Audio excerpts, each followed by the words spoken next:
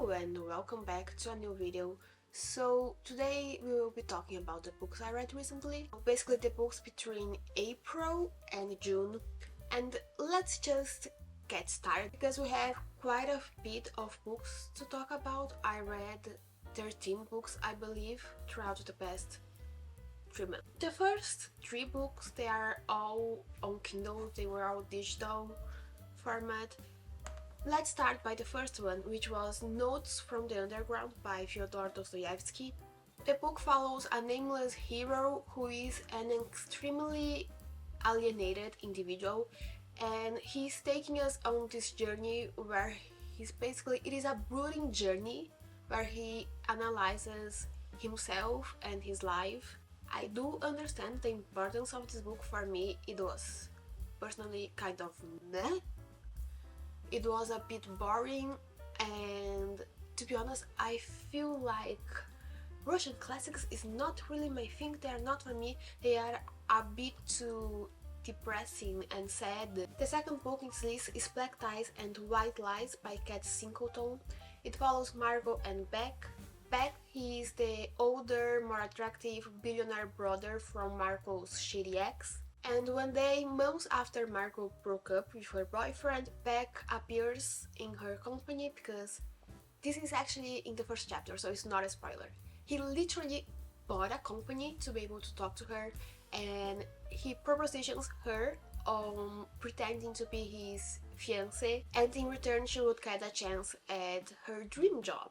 So I wouldn't really put this novel in rom-com. I think it's just a romance novel, and I remember having fun reading it, but right now I barely remember it. I don't really think about this novel. I gave it 3 stars because it was fun. I would recommend if you want a romance novel with fake dating, ex-boyfriend's brother, billionaire tropes, maybe you like this one.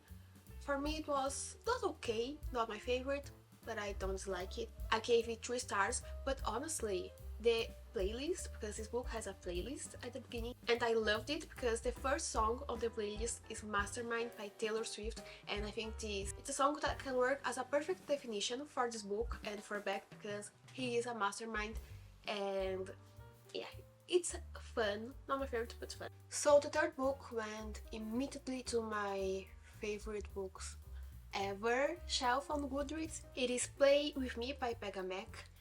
It is the second book in the Playing with Keeps series, and if you watched my previous video on books I read recently, you would have seen that I loved the first book in the series, Consider Me, but the second book it's outdone Consider Me, and I still love Consider Me as a book, but Play With Me, it's like one of my new favorites. It is a 5 stars, like was an immediate 5 stars. You might be wondering what this book is about. The Playing for Keeps series is a nice hockey romance series, and Play With Me follows Jenny and Carrot. Jenny, she is the little sister from Carter, who is the main character on the first book in the series, on Consider Me, and Carrot is Carter's teammate and best friend. Carrot also happens to be Jenny's neighbor, so it is a brother's best friend, forced proximity, friends to lovers trope kind of novel. And I think this novel is a really good example at how friends to lovers can be amazing if it is done right. I love the main characters. I think they are funny, and the novel overall, it was just so fun and I couldn't put it down. And honestly, I could spend hours gushing about this book and how amazing and how you should read this book if you like hockey romances or if you like romance in general. But I don't want this video to be hours long, so let's move on to the next book, which is physical actually, so I can show you. It is Authority by VanderMeer. This is the second book in the Southern Reach trilogy, and I actually have a whole video dedicated to this series, so I'll put a link somewhere here. And basically Authority follows the new director from the secret government agency that is responsible for overseeing and studying the mysterious Area X And in this book we get some answers for what was happening in the first book, but it still leaves enough open that will still leave you curious enough for the third book. For me this was a 4-star read. It was fun, it was weird, and I really enjoyed this book for what it is, and as a sci-fi in general. If you like sci-fi, if you like weird, this is a series I highly recommend. The next book I read was Le Bourgeois Gentilhomme by Molière. I believe in English it is The Bourgeois Gentleman, or I'll write it here. This is a play that follows Monsieur Jourdain. He's a very rich man in the 1600s France, and he's obsessed, and he wants so much to follow all this nobility, mannerism, and to just seem like nobility and show he's a gentleman and he's rich and acting this way that nobility would act at the time. But the thing is, he doesn't understand anything. He's just stupid and ignorant, and that's what makes this play funny. It is meant to be like this. I believe this is a satire based on these episodes that happened during the Louis XIV era, where a Turkish ambassador went to France and he just made a fool of himself or something like that. Overall, I gave this book a 3-star because it was fun. I did laugh with it, especially at the end, but overall it was just okay. Not something I loved, but also I don't hate it, and I think it's fun. Next we have the third book in the Suffering Rich trilogy and the final book in that series, which is Acceptance by Jeff VanderMeer. Again, I have a whole video dedicated to the series. Differently from the other books in the series, Acceptance follows multiple point of views. We have a point of view from before Terra X, we have a point of view from the previous director, the one the main character on book 2 is replacing, and we also follow a point of view of the present, and we also get more answers for what is Terra X. Then we have the only non-fiction in this video. It is 101 Essays That Will Change the Way You Think by Brianna Wiest. It is a collection of essays, and I say essays in quotation marks because most of them felt like mid-2010s BuzzFeed posts. But overall, the essays, they felt repetitive and at times they contradicted themselves. So overall, I didn't really enjoy this book, but I gave it 3 stars because there were some essays that were nice. But the next book, it is one of my new favorites. It is The No-Show by Beth, and the only thing I can tell you about this book without giving any spoilers is that it follows 3 women and the man that stood them up on Valentine's Day. And that's everything I can tell you. Otherwise, I'll give you spoilers about the plot. But it was not what I was expecting. I didn't see the plot twist coming, and it is a very emotional read, and I just loved it. It's one of my new favorites, and it's 5 stars. The next book is It Ends With Us by Colleen Hoover. It follows Lily Blossom Bloom. She's a young woman that lives in Boston, United States. And the reason I read this book is because it's just so popular on Book Talk that I needed to read it, you know. Also, it has 2 million reviews on Goodreads, so I'm surprised it took me this long to read this book, but I did, and I gave it 4 stars. I do understand why some people love this book so much. I don't understand why people hated this book so much. And that's it for It Ends With Us, because we need to move on to the next book, which is L'Archipel du Chien by Philippe Claudel. And this book, as long as I'm aware, it is only available in the original French. It is a murder mystery that takes place in a tiny Mediterranean island it doesn't really have a name. The book starts right after the bodies of 3 black men suddenly appear in the shore of this island, and the mayor and a group of people that first saw the bodies, they decide to hide the bodies and get rid of the bodies for a variety of reasons. The beginning of the book was really fun and I really enjoyed it, but the final chapters, it just could be better. I didn't like the plot twist, even though I was expecting the plot twist, because this author, he does make good plot twists, but this one was just so...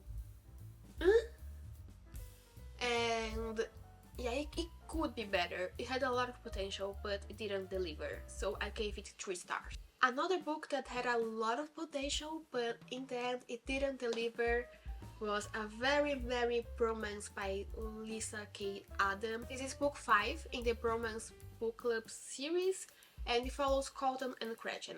So the thing about Colton is that he is my second favorite character in the series after Vlad. And I still like Colton as a character, I just didn't like his book. Basically, the book follows Colton and Gretchen. Colton is a country star, very famous, and Gretchen, she's an heiress, but she's also an immigrant attorney. Colton is the stereotypical sunshine, super sunshine person. Gretchen is very grumpy and she's the Grinch. And the book takes place during Christmas time, and Gretchen hates Christmas, Colton loves Christmas. And Gretchen and Colton, by the way, they already know each other because they had a one-night stand. And basically the next day, Gretchen left him and proceeded to ghost him for a year. As far as the tropes go, it is a second chance grumpy sunshine rom-com. It is very much a rom-com.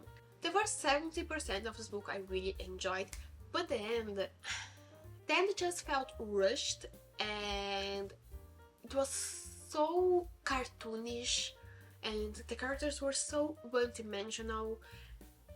And in the greater scheme of things, I felt this novel was way too repetitive, and the side characters, they just felt off. If I look back at how they behaved and what their personalities were like in the previous books in the series, they somehow just felt off to me. Another thing is that at the beginning of the book, Colton has a cat, and the cat apparently disappears at the second half of the book because they never mention it again. And another thing that adds to the characters being off. If you read any of the other books in the series, you know Vlad. Vlad is an animal lover. This man will try to bond with any animal he meets. His neighbor's pets are constantly in his house.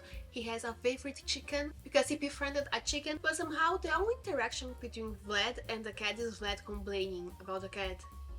And Vlad's not the character that would complain about a cat. This man loves animals. The only other time you see him complaining about an animal, it was when the animal, I believe it was book 3, attacked him. But somehow, like, this is such a minor thing, but for me it added up to the characters just felt off.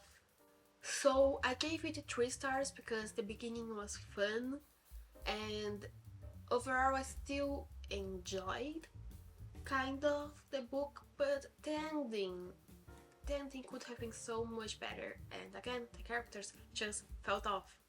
And then I just look here, should I mention it? I DNF'd a book, so it's Us by David Nichols. I just DNF'd it, so I won't really talk about it. But then we have one I finished, it is called O que é Fascismo e Outros Ensaios, which will translate to What is Fascism and Other Essays. It is a compilation of essays by George Orwell. I gave it 4 stars.